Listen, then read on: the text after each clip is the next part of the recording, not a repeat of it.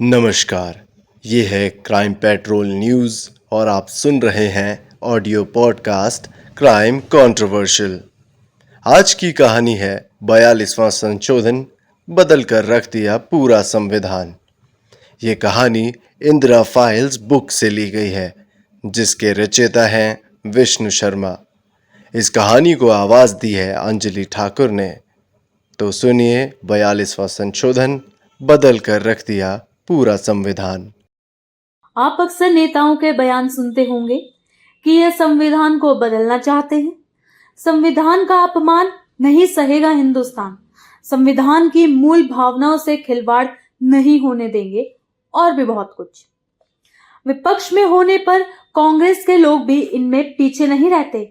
यह सब बताने की जरूरत इसलिए पड़ी क्योंकि आज की पीढ़ी इंदिरा गांधी का 42वां संविधान संशोधन भूल गई है, जिसे तब लघु संविधान कहा गया था। एक तरह से इंदिरा गांधी ने एक ही संशोधन में इतना संविधान बदल दिया था जितना सारी गैर कांग्रेस सरकारें मिलकर आज तक नहीं कर पाई होंगी।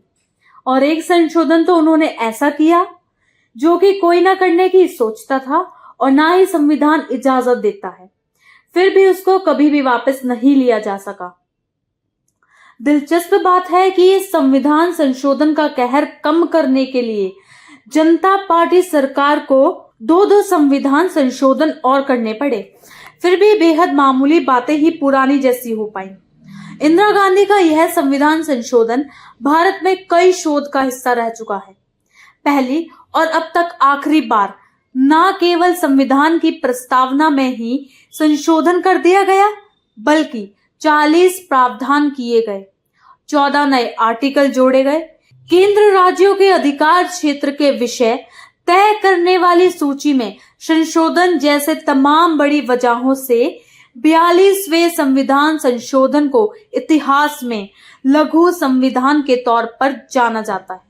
सबसे बड़ी बात, यह संशोधन इमरजेंसी के दौरान किया गया, जबकि सारे विपक्ष के नेता पहले ही जेलों में ठूंसे जा चुके थे।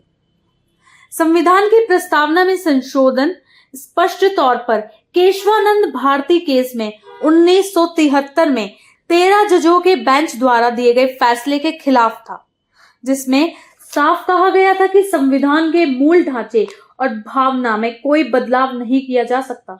फैसले ने यह सुनिश्चित किया कि देश में कानून का शासन और न्यायपालिका की आजादी रहेगी।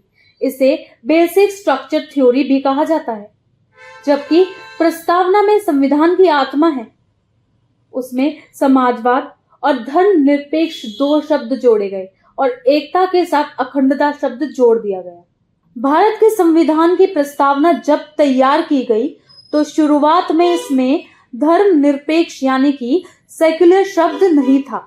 साल 1976 में इमरजेंसी के दौरान प्रस्तावना में संशोधन किया गया, जिसमें धर्मनिरपेक्ष यानी सेकुलर शब्द को शामिल किया गया। इस पर एक पक्ष का मानना है कि संविधान में इससे पहले भी पंथ निरपेक्षता का भाव शामिल था। संविधान में सभी नागरिकों को विचार, अभिव्यक्ति, धर्म, विश्वास और उपासना की स्वतंत्रता और समानता के अधिकार दिए गए हैं। ऐसे में 42वें संशोधन में सेक्युलर शब्द को जोड़ने का क्या मतलब था? धारा 14 देश ने नागरिकों को कानून को एक नजर में एक समान होने का प्रावधान देती है। धारा 15 के तहत धर्म, जाति, नस्ल, लिंग और जन्म स्थल के आधार पर भेदभाव करने पर रोक है। अगर देश को सही मायने में सेक्युलर ही बनाना है तो सबसे पहले समान नागरिक संहिता कानून यानी कि यूनिफॉर्म सिविल कोड को लागू होना चाहिए। उस पर सभी दल खामोश रहते हैं। कुछ और बड़े बदलाव इस संशोधन के जरिए किए गए। संविधान में नीति निर्देशक तत्वों को जोड़ा गया। सभी नीति निर्देशक सिद्धांतों को मूल अधिकारों पर सर्वोच्चता सुनिश्चित की गई। इसके अंतर्गत संविधान में 10 मौलिक कर्तव्यों को जोड़ा गया। राज्यों के अधिकार कम कर केंद्र को मजबूत बना दिया गया। वन संपदा, शिक्षा, जनसंख्या नियंत्रण आदि विषयों को राज्य सूची से समवर्ती सूची में अंतर्गत कर दिया गया। निर्धारित किया गया कि राष्ट्रपति मंत्रिपरिषद और उसके प्रमुख प्रधानमंत्री की सलाह के अनुसार कार्य करेगा। इसने संसद को राष्ट्र विरोधी गतिविधियों से निपटने के लिए कानून बनाने के अधिकार दिए और सर्वोच्चता स्थापित की। सबसे बड़ी बात यह है कि आर्टिकल 32A जोड़कर संसद द्वारा बनाए कानूनों को न्यायिक समीक्षा के परिधि से बाहर कर दिया गया। 42वें संशोधन में साफ लिखा है, Notwithstanding anything in Article 32, the Supreme Court shall not consider the constitutional validity of any state law in any proceeding under the article unless the constitutional validity of any central law is also an issue in such proceeding. इस तरह से न केवल राज्यों को कमजोर कर संघ की अवधारणा पर चोट की गई, बल्कि न्यायिक प्रणाली को भी साफ तौर पर कमजोर कर दिया गया और केंद्र निरंकुश बन गया। इलाहाबाद हाई कोर्ट से सजा मिलने के बाद इंदिरा गांधी इतनी ज्यादा नाराज थी कि इस 42वें संशोधन का ड्राफ्ट आप पूरा पढ़ेंगे तो पाएंगे कि इसमें एक दो नहीं बल्कि पूरे 78 बार कोर्ट का जिक्र किया गया है। इससे पहले भी इंदिरा गांधी ने इमरजेंसी के दौरान ही 38वें 39वें संविधान संशोधन पेश किए। 38वें संशोधन के जरिए न केवल इमरजेंसी के दौरान मूलभूत अधिकारों को निलंबित करने का सरकार का अधिकार और बढ़ा दिया, बल्कि 39वें संशोधन के जरिए हाई कोर्ट्स का वो अधिकार ही खत्म कर दिया जिसके तहत यूपी हाई कोर्ट के जज जगमोहन लाल सिन्हा ने पीएम इंदिरा गांधी को दोषी ठहराया था। अब कोई भी हाई कोर्ट पीएम के चुनाव की न जांच कर सकता है और न केस सुन सकता है। इस मामलों में जांच और सुनवाई का अधिकार विशेष संसदीय समिति के हवाले कर दिया गया। सबसे बड़ी बात कि जब संविधान में समाजवाद और धर्मनिरपेक्ष शब्दों को संविधान की प्रस्तावना में शामिल करने की चर्चा चली थी तो उसके विरोध में खुद डॉक्टर भीमराव अंबेडकर थे। 1946 में जब 1938 में नेहरू जी की अध्यक्षता वाली नेशनल प्लानिंग कमेटी के सदस्य रहे केटी शाह ने संविधान सभा में संविधान में देश को सेक्युलर, फेडरल व सोशलिस्ट घोषित करने के लिए संशोधन रखा था, तब ड्राफ्टिंग कमेटी के चेयरमैन डॉक्टर भीमराव अंबेडकर ने इसका विरोध किया था। यह सब 15 नवंबर 1948 की बात है। डॉक्टर अंबेडकर ने केटी शाह के संशोधन प्रस्ताव पर कहा था कि आर्टिकल 31 सबको समानता का अधिकार देता है, तो भेदभाव तो पहले ही मिटा दिया गया है। उनका यह भी मानना था कि सोशलिस्ट और कैपिटलिस्ट चुनना जनता का काम है, जो उनको पसंद आएगा वो वैसी शासन पद्धति तय करेगी। उसके लिए हम क्यों बताएं कि कौन सी शासन पद्धति बेहतर है, यह जनता को ही तय करना होगा। यानी जो मांग मूल संविधान बनते वक्त संविधान सभा में खारिज हो गई थी और संविधान निर्माता बाबा साहेब अम्बेडकर जिसके खिलाफ थे, उस संशोधन को 28 साल बाद इंदिरा गांधी लाई, वो भी निजी फायदे के लिए। दरअसल यह इमरजेंसी के वक्त की कुछ परेशानियां थी जो बार बार तानाशाही चलने के काम में सरकार के रास्ते में आ रही थी। बाकायदा इंदिरा गांधी सरकार ने विदेश मंत्री स्वर्ण सिंह की अगुवाई में एक कमेटी बनाई और संविधान संशोधन की एक लंबी सूची बनाई गई ताकि निरंकुशता के रास्ते में आ रहे कानूनों को बदला जा सके, न्यायपालिका की भूमिका कम से कम की जा सके। इस संशोधन के अलग अलग क्लॉज जानेंगे तो हैरान रह जाएंगे। 59वें क्लॉज के जरिए संसदीय संप्रभुता के रास्ते में आने से रोकने के लिए सुप्रीम कोर्ट की कई शक्तियां छीन ली गईं। यानी वे सब ताकत अब इंदिरा गांधी के पास आ गई। सारे इलेक्शन से जुड़े विवाद कोर्ट की परिधि से बाहर निकाल दिए गए। केंद्रीय सत्ता मजबूत करने के लिए राज्यों की काफी ताकतें उनसे छीन ली गई।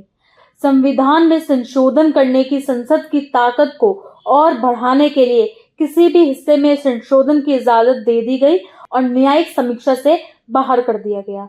यानी सीधे सीधे अदालतों की ही ताकत छीन ली गई। नीति निर्देशक तत्वों को मूल अधिकारों के ऊपर रख दिया गया। हालांकि 43वें और 44वें संशोधन को जनता पार्टी सरकार द्वारा इसे फिर से पहले जैसा कर दिया गया था।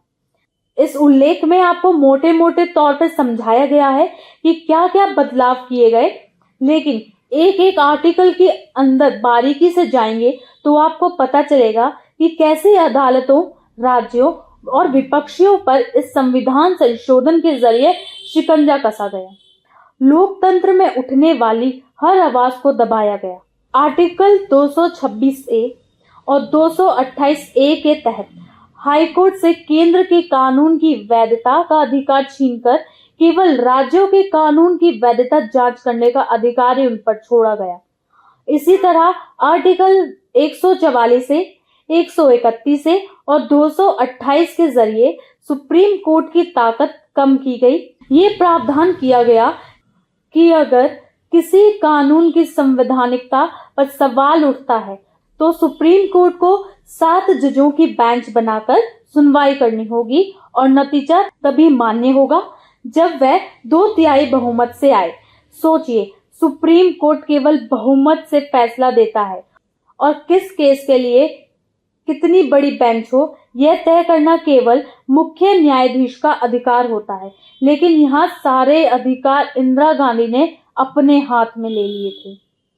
आर्टिकल 170 में संशोधन के जरिए विधायकों को अयोग्य ठहराने की जो ताकत राज्यपाल के पास थी, चुनाव आयोग की सलाह के साथ राष्ट्रपति को दे दी गई। इस संशोधन के जरिए लोकसभा और सारी राज्य विधानसभाओं के परिसमन पर 2001 की जनगणना तक रोक लगा दी गई। इसी तरह एससी और एसटी सीटों पर भी प्रतिबंध लगा दिया गया। एक और बड़ा बदलाव इस संशोधन के जरिए किया गया था। लोकसभा के सदस्यों का कार्यालय बढ़ाकर 5 से 6 साल कर दिया गया, यानी बिना चुनाव की सत्ता के 1 साल और आनंद लिया इंदिरा गांधी सरकार ने। हालांकि जनता पार्टी सरकार ने इसको फिर से 5 साल कर दिया था।